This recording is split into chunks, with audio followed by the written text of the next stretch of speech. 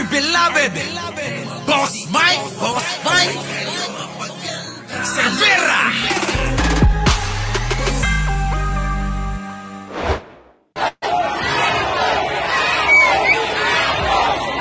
Kita nyo mga kababayan, sa sariling rally tuloy ni Sara, mga kababayan, eto tinamo niya.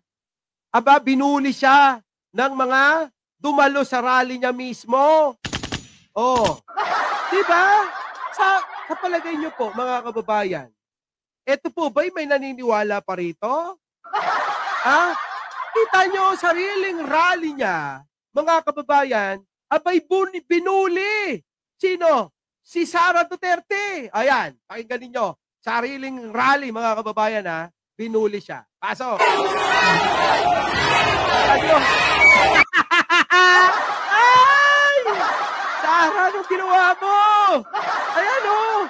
Sarili mong rally yan, hindi ka makapagsalita, no? Sigaw ng tao, Marcos. O, kita mo? Boom! Diba? O, tuloy. Ninyo dito. Kita nyo mga kababayan, eto pa, igaganon pa yan, igaganon pa nila. Pahiya na malala, igaganon pa yan, igaganon. Thumbs down, thumbs down. Oh, thumbs down. Sa distrito. Wala, sinisigawan ka lang. Wala, Sara, wala ka na. Oh. Tingnan nyo itsura ni Sara, oh. Kamukha na ni ano, sino ba ito? Yung artista na bakla na laging gumaganap bilang Ate B? Kamukha niya. O, tuloy. Sino ba yun? Oo, hindi si Jan Lapus, ha? O, tuloy. Ayan! Ay! Binugo! Ayun! Thumbs down! Tangina, tina-thumbs down siya! Ah! Thumbs down! Grabe mga kababayan, no? Tingnan nyo mga kababayan, tina-thumbs down. Ayan, thumbs down! Ay, nakakahiya, Sara. Oo, nakakahiya ka, tina-thumbs down ka. Pero mo, sarili mong rally yan, ha? O yan ang maliwanag, hindi yung ginagawa ng mga alipores mo. Na ano, puro ka fake news na nadala. Ang mga banat, mga kababayan, alam nyo? O, di ba? Puro edited, pinapatungan ng kung ano-anong video. Eto, kita nyo mga kababayan, ha? Kita nyo naman, oh. Thumbs down talaga, oh. Wala na. Ang mga Duterte, puro bunganga.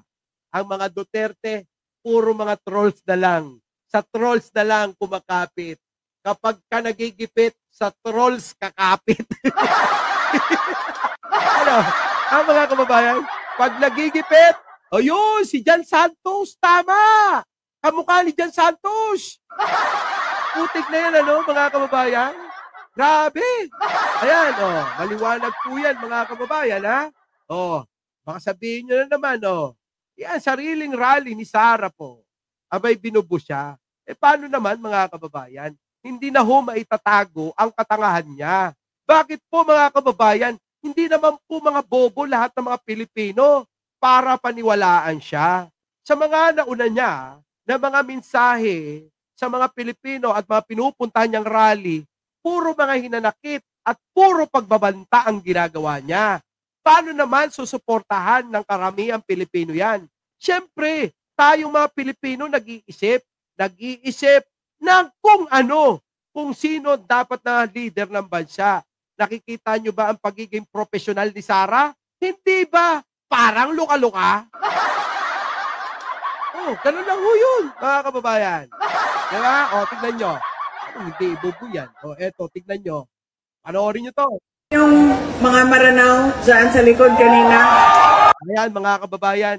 Sabi ni Sara, sino yung mga taga Maranao sa likod? Oh. Kayo na bahala kay Tore. Kita nyo, pinagbantaan pa si Tore. Putik na yan. Parang na sinabi niya, inuutusan yung mga tao, bahala na kayo kung anong gagawin nyo kay Tore. Tama po ba yun na pangangampanya, mga kababayan? Kayo po ang sumagot. Tama po ba yan na pangangampanya? Na sabihin niya na, kayo na po bahala kay Tore. Ano si Tore magiging magiging PNP chief na nga eh. O ano, Sara, ipapahamak mo pa yung mga maranaw na yan. Paano kung si Tore sinaltik din at patulan yung mga yan? Di pinahamak mo. Di po ba mga kababayan? Yung attitude ni Sara, kakaiba. Para po bang hindi siya nasa tamang katinoan. Sapagkat mga kababayan, pinagdududahan na lagi na lang, hindi nakakainom ng gamot yan. Kaya Sara, payo ko sa'yo, inumin mo yung niresetang gamot sa'yo. Yung bang pampakalma. Oo. Ano ba yung pinainom sa'yo? Yung mga pampakalma, ano ba yan? Cyprexa? Cyprexa eh. No? Ano ba yung mga gamot? Ha? Meron pang gamot na inireseta sa'yo tapos hindi mo naiinom? Kaya ka nagkakaganyan. Grabe, no? Tingnan nyo mga kababayan, no? Oh. Kayo na bahala kay Tore. Grabe, no? Yan ho, mga kababayan, may kopya tayo. May kopya tayo. Pati ho si Tore, mga kababayan, abay mukhang pinagpaplanuhan po ni Sara ng masama. Sino yung mga maranaw dyan sa likod kanina? Kayo na bahala kay Tore. Yan no, mga kababayan, di ho nila alintana na pwede ho mapahamak yung mga kababayan natin na mga maranaw dahil sa kanyang mga sinasabi. Ayan, mahilig lang naman magbantayan si Sara. Sa totoo lang, puro pagbabanta kasi gusto siyang makilala na mahilig magbanta. O, di ba? O, isa pa, mga kababayan. O, pasok! Itong apple. O, tignan nyo ho, mga kampanya itong bobo na to. Ikumpara nyo ngayon kay Pangulo. Si Pangulo usap sa mga matataas na leader sa may Vatican.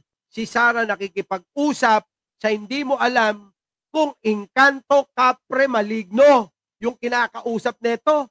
Iba-iba yung lumalabas sa bunganga eh. Ha, mga kababayan? Ano kaya? Sa palagay nyo, sino kaya mga kinakausap nito? Ha?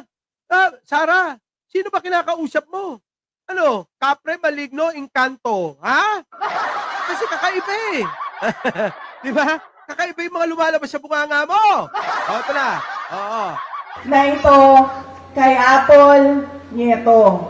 Ma'am, saksak mo ito sa bibig ni Apple Chua hanggang sa kanyang lalamunan hanggang siya ay mamatay. Kita nyo mga kababayan? Ganyan po ba? Samantalang katatapos lang, bumati pa sa Pope, mga kababayan, nagbanal-banalan. Yan ang sinasabi ko sa inyo. Makikita nyo sa bunganga niya na mapagkunwaring tao. Bakit ho? Katatapos lang, bumati-bati pa kay Pope. At nakidalamhati ko no. Tapos biglang patayan dito, patayan doon, ang daladala. Anak ng tinapa naman. O kaya ikaw, sino man ang advisor niyan? Anong klaseng pag-a-advise ang ginagawa mo dyan? Di ba sinabi ko sa inyo, huwag nyo nang pagsasalatain yan. Si Sara, habang nagsasalita yan, nabubuking, nabuang yan. Tampatin kayo. Ako nagmamalasakit lang sa inyo. Kasi sa tuwing magsasalita yan, tuloy-tuloy na nasisira siya. Hindi lang siya, pati yung mga kinakampanya niya. Di po ba? Nakakahiya. Sa Ilocano, kababain. Sa Panggalatok, mangibabaing. Ano pa mga kababayan, Ibang klase. Di ba, Lovely Dominguez, tingnan nyo mga kababayan, kung paano ito mga kampanya, may patayan talaga. Sa kayo nakakita ng ganitong kampanya na kailangan bumanggit pa ng patayan dito, patayan doon. O, kita nyo, pati si Tore pinagbantaan yan. At ngayon naman, gusto mga kababayan, mamatay na huyong Chua. Kasi huyong Chua, mga kababayan, Maripe, thank you naman. Di ba? Yung Chua, yung po yung unang-unang nag-imbestiga dyan. Kaya siguro galit na galit yan. Kaya ngayon, pinipilit niya na inganyoin yung mga taga-Maynila na wag iboto si Chua. Hindi ganyan ang pagtingin ko sa mga taga Maynila, ah. Oy, Isko, baka alam mo na. Oh, di ba? May sariling lakad si Isko. Di ba, Isko? Pero, aba, ganun talaga sa politika. Di ba? Pwedeng gamitin, gagamitin. Pagkatapos gamitin, tatapon. Na parang basura na lang, di ba? Oh, Isko. Wag ka. Oo. Pero, gusto kong maging mayor ka. Oh, ayan ha. Oh, gusto kong maging mayor ka. Huwag niyong kalimutan mga kababayan ha. Yung ating konsyel dyan sa District 3. Opo ha. Si John Ibay. Opo, mga taga Maynila. Aloyan, Leticia, Lugto. Naku, huling-huli ka na. Ha? Parang ang tagal mong nawala. Diba mga kababayan? Eto na, mga kababayan. Tuloy natin. Ito sa bibig ni Apple Chua hanggang sa kanyang lalamunan hanggang siya ay mamatay. Apple na yan! Diba mga kababayan, ano? Natutuwa lang yung ilan dyan, pero pag uwi nila, tsaka nila malalaman na parang nabudol lang. Yung mga tao dyan na sumisigaw, akala nyo natutuwa yan? Hindi ho. Pag uwi nila, naisip nila, bakit kaya nasabi ni Sarah yun? Bakit kaya sinabi pa niya na, hanggang mamatay si Chua? Diba? Opo, cutie, ano ko, pag uwi niya, natatauhan. Diba? Yan po ba?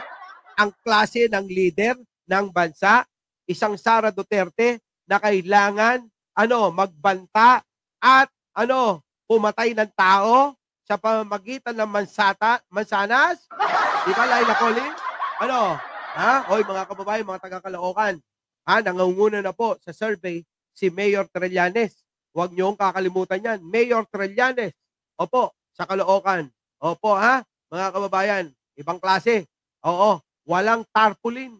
Opo, wala kayong makikitang mga malalaking billboard, pero mahal ng taga-Caloocan. Alam nyo, piliin nyo yung hindi gumagastos na politiko. Sapagkat yung mga hindi gumagastos na politiko, sabi ko nga, yan po yung magsiservisyo ng totoo. Bakit? Kasi ho, mga kababayan, walang isusumbat sa inyo. Once na kayo'y binayaran, mga kababayan, at nanalo yan, tandaan nyo, serbisyo, pagsisisihan nyo. Walang serbisyo na matatanggap kayo. Bakit ho? Napauna na ho yung serbisyo na hinahanap nyo. Hindi ho yun yung serbisyo. Ang serbisyo po, mga kababayan, yung pong pag may sakit kayo, nandyan ang local government. Kapag may kailangan kayong tulong, nandyan ang local government. Kapag may problema sa barangay ninyo, nandyan ang local government. At isa po, si Mayor Trillanes. Oo, sa Caloocan ang susolusyon sa matagal nyo ng problema. So, mga kababayan, ano pong masasabi nyo sa ating mga tinalakay po ngayon? Ito pong si Sarah ay talaga naman kakaiba. Ano po? Sa kanyang pag-iisip, tila ba may bumubulong sa kanya dahil po hindi niya nakukontrol bawat litanya niya. Di po ba, mga kababayan? Maripe, thank you naman. Oo. Nakuha niyo po ko? Tila ba may bumubulong para masabi niya yung mga litanya niya? Para bang nanggagaling sa isang diablo, isang demonyo, isang maligno, isang ano pa? Mga kababayan, bahala na kayo. So mga kababayan, pagod na ako. Sa mga hindi pa nakakapag-like, share, and subscribe, opo, sana'y nag-enjoy kayo. Kahit hindi kayo nag-like dito, Pero pwede pa namang humabol, mga kababayan, Priscilla Ramsami, sa mga bagong subscriber, opo, mga kababayan, bago tayo maghiwa-hiwalay, Laila Collins, bago tayo maghiwa-hiwalay, isang like naman para sa isang vlogger na inyong kinakatuwaan. Muli, ako po ang inyong lingkod, Mike Cervera po. Laging nagsasabing, mahalin natin ang ating kapwa, ipagdasal natin ang ating bansa. Magandang umaga, magandang hapon at magandang gabi sa amandako ng mundo. Naroon kayo siyempre, magandang buhay na rin para sa ating lahat. Mahalin natin ang bagong Pilipinas! our beloved Boss Mike, Boss Mike.